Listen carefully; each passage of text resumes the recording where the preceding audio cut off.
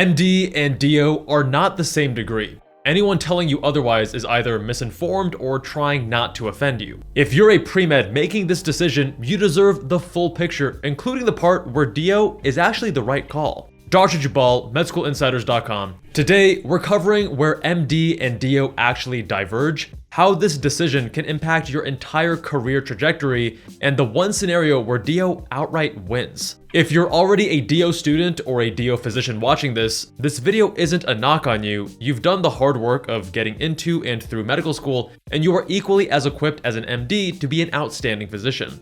The degree doesn't determine how good of a doctor you are. You can have an MD and be a terrible physician. You can have a DO and be an exceptional one.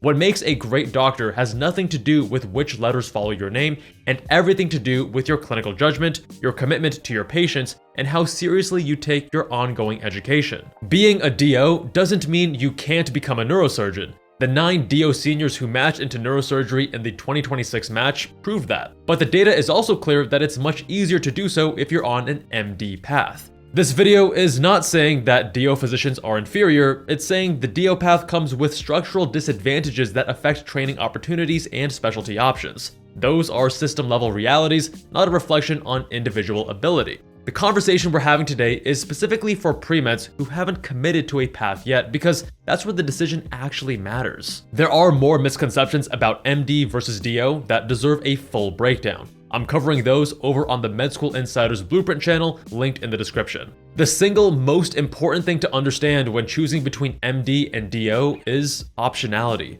Medical school will change you. The specialty you want today is probably not the specialty you'll want in 2 or 3 years. That's not speculation.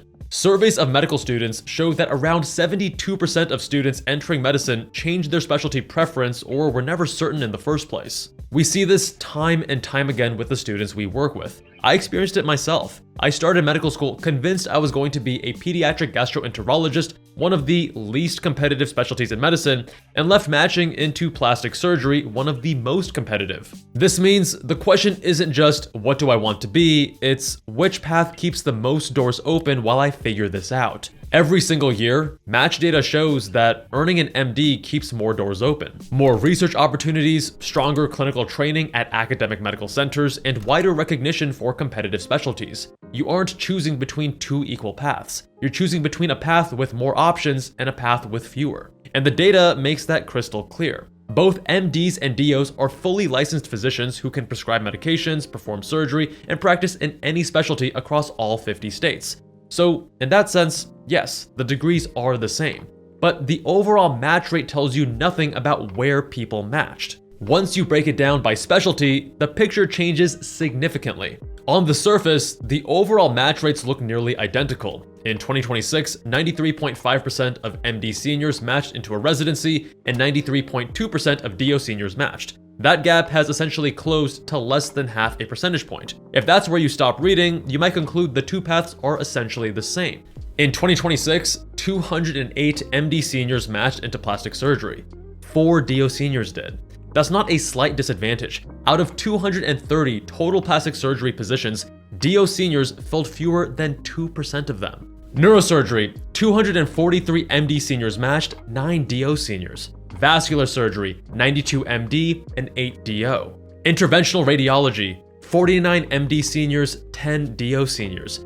These are not edge cases. These are the specialties that a significant number of medical students ultimately pursue, often after changing their minds during training. And remember, that's not unlikely to be you. The specialties where DO students are well represented tell a different story. In 2026, DO seniors matched into family medicine at 1,403 positions, emergency medicine at 1,119, psychiatry at 566, and physical medicine and rehabilitation at 103, filling 40.7% of available PM&R spots. These are acceptable, rewarding, and deeply necessary fields. But the point isn't which specialties are good or bad. The point is that choosing DO limits your options in ways that aren't visible until you're already in medical school, and by then, it's too late to change course. You may feel completely certain about your specialty today. I did too. I entered medical school set on pediatric gastroenterology, one of the least competitive specialties in medicine. I left having matched into plastic surgery, the single most competitive. If I had gone DO, that path would have been nearly impossible. And I'm not special. Almost 3/4 of med students change their specialty preference after starting. The odds are high that you'll be one of them. To understand why the match data looks the way it does, you need to understand two structural realities of the DO path. The first is OMM. DO students complete 300 to 500 additional hours of training in osteopathic manipulative medicine, a set of hands-on techniques used to diagnose and treat patients through physical manipulation of the musculoskeletal system. Some of it is supported by evidence, and some of it is not. Craniosacral therapy, for example, involves touching specific points along the spine to supposedly alter the flow of cerebrospinal fluid. That claim is not supported by science. The overwhelming majority of practicing DOs don't use OMM with their patients at all after residency. You spend hundreds of hours learning it in medical school, and most physicians set it aside once they're in residency and beyond. Those extra hours have to come from somewhere. They come at the expense of the time MD students spend on other coursework, research, and clinical prep. That's the trade-off, and it's worth understanding before you commit to a path. The second is licensing exams. MD students take the USMLE.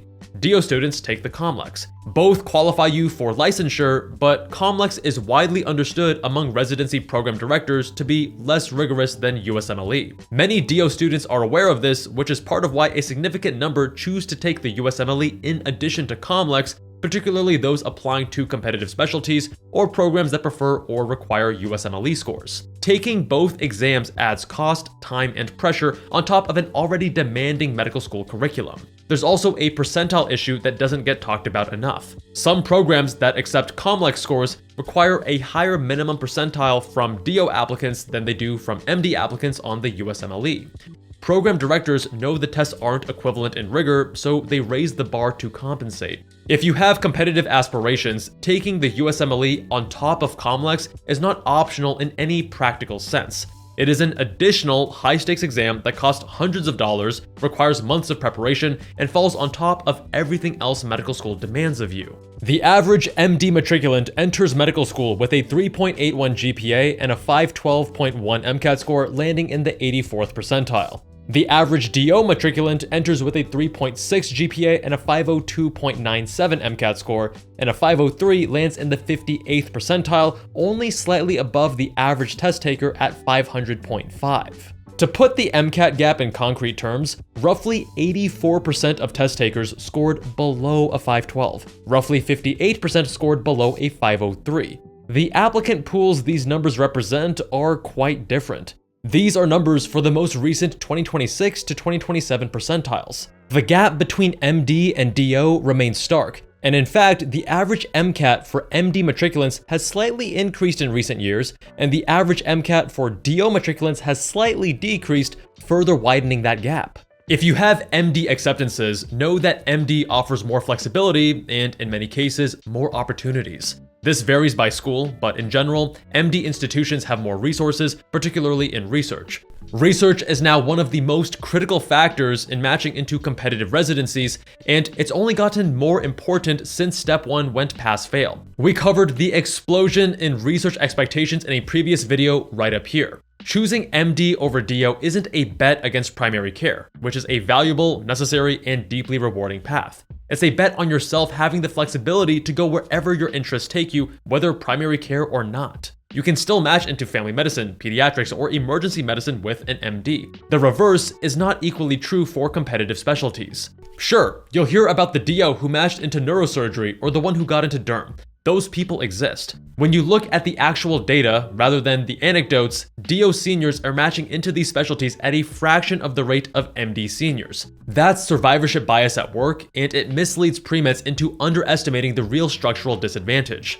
Leaving your options open means leaving room to discover new passions as you experience what each specialty looks like in medical school, in the clinic, and in the operating room. And if taking a gap year is what it takes to get an MD acceptance, it's worth considering seriously. Medicine is a long road, regardless of which path you take. 4 years of medical school, 3 to 7 years of residency, and potentially 1 to 2 years of fellowship after that. In that context, 1 additional year building a stronger application is basically a rounding error. If MD is what you want, another year spent becoming a better candidate is often worth it. There is one situation where the calculus flips completely, and it has nothing to do with MD versus DO directly. It's Caribbean medical schools. And again, just like with DO, once on the other side of training, Caribbean-trained doctors are often excellent physicians. I know a Caribbean MD who's incredibly successful. He's a pulmonologist with a position as a medical director. His college grades didn't cut it for MD or DO schools, but he worked hard at a Caribbean med school and turned everything around. Getting into a Caribbean school is significantly easier than getting into a US medical school, and these schools accept students year-round. Not only can this feel like a lifeline, but it's also a lifeline on a white sand beach under clear blue skies. But the reality is more complicated. In 2026, only 70% of US IMGs matched into US residency programs compared to 93.5% of US MD seniors. And even this number deserves context. It reflects attainment rather than strict NRMP match rates, meaning it includes positions filled through SOAP and other last-minute routes after the main match closes. Most Caribbean schools don't publish their match data at all, which should tell you something. Even if you do match, competitive specialties are largely out of reach. What most students also don't realize is how these schools are structured financially. Many Caribbean schools deliberately accept far more first-year students than they can graduate. High attrition isn't a flaw in the model because it's the business model. When a student fails a course, they don't just repeat the course. They repeat the entire semester and pay full tuition again. The school profits, and the student falls further behind.